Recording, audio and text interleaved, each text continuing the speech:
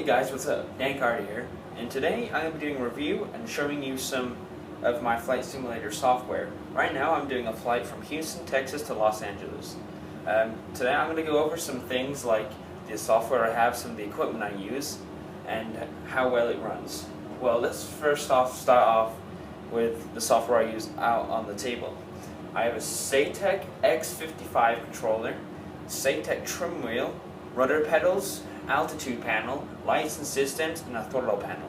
This is just some of the main features I have on this flight simulator, and the more stuff you have, just the realism adds up. My flight simulator, so we are doing a flight with the PMDG 737 NGX. Right now we're at flight level 380, and everything's going well.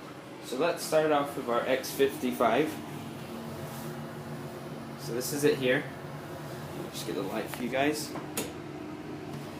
So this is a really good controller. I love it to death. It's got a good feedback. It's got a lot of buttons to assign to controls, and it's very nice because you can change the sensitivity to how you like it. Now we're going to move on to the throttle. So I like this because it's got so many buttons here. Just like this one here. This is, if I click down, it sets my park and brake. This will change the map and the zoom in and out on the head-up display. And all these buttons on the throttle I have set for autopilot, auto throttle, and all that stuff.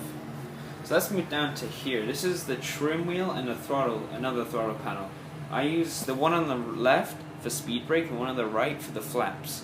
And it works really well. And then we're going to move down here to the Cessna Satec rudder pedals. These are amazing. I love them. They're so real to compare to some of the Cessna 172s I've flown before, and they're just one of my favorite. Top Best had to be one of them. Now we're going to move up to the radio panel. So here we can do a lot of stuff. So we have like COM 1, COM 2, nav 1, nav 2, and then ADF, and that's all the stuff what we do if we're going to do VFR with beacons. And we have the same one on the bottom too. And that is, you can switch your radio signals, and that's really good feature.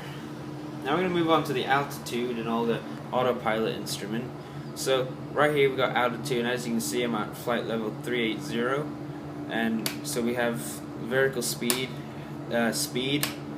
not heading, and then course. It's a very good feature. And as you can see down here, you have your heading, your nav, your speed, your altitude, your vertical speed, your approach, and all that stuff. Really good stuff. And then we move over here so we can arm our auto throttle, and then we have our flaps here just like we have down here, and we also have pitch and trim here. Now we're going to move over to some of the other systems. Sorry, there we go. So this is, I can start my engines. It works better on a single prop aircraft like the Cessna 172, but this is a really cool feature because I can start with the right engine and start with the left engine, and I'll do both and then start. And here, we have the master battery, we have avionics, fuel pump, de-icing, pilot heat, we have panel lights, beacon lights, nav lights, strobe lights, taxi lights, and landing lights. And right here we have our landing gear knob, and it's amazing. I love it. It's just some of the things I have on this is amazing. Now we're going to move over to my keyboard. This is a pretty cool keyboard. I like how it lights up. I don't know too much about this one because my dad just bought it for me, so I haven't got much facts on it. This is my custom built Asus computer. This had to be around $1,500 to build.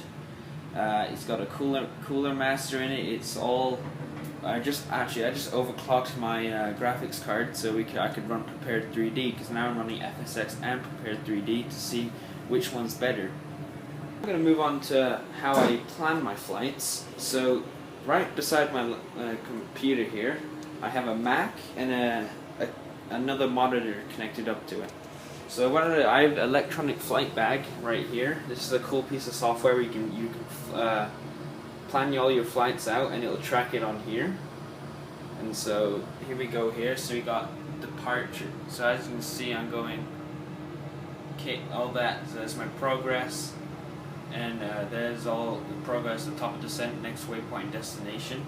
And then you can see here, you can see my next waypoints, and that's where I am right now.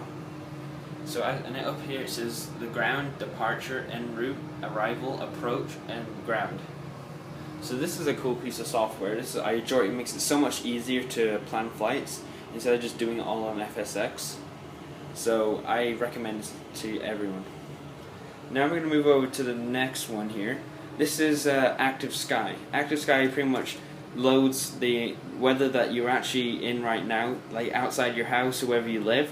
The weather that's around you, where you live, will be put onto FSX. So right now it is pretty foggy, as you can see, and there should be some rain coming on there soon, because where I am it's starting to rain. But all of this software is just makes Flight Simulator so much more realistic. I love it to death. It's one of my main hobbies. Being an air cadet, being in the Air Force, and it's just so much. It's like home away from home, really. When I'm up in flying in real planes, and then I get back to this, it's just amazing. So I hope you all enjoyed this video, and please like, comment, and subscribe to my channel, and there will be more reviews, flights, and vlogs about my Flight Simulator. Thank you guys. See you later.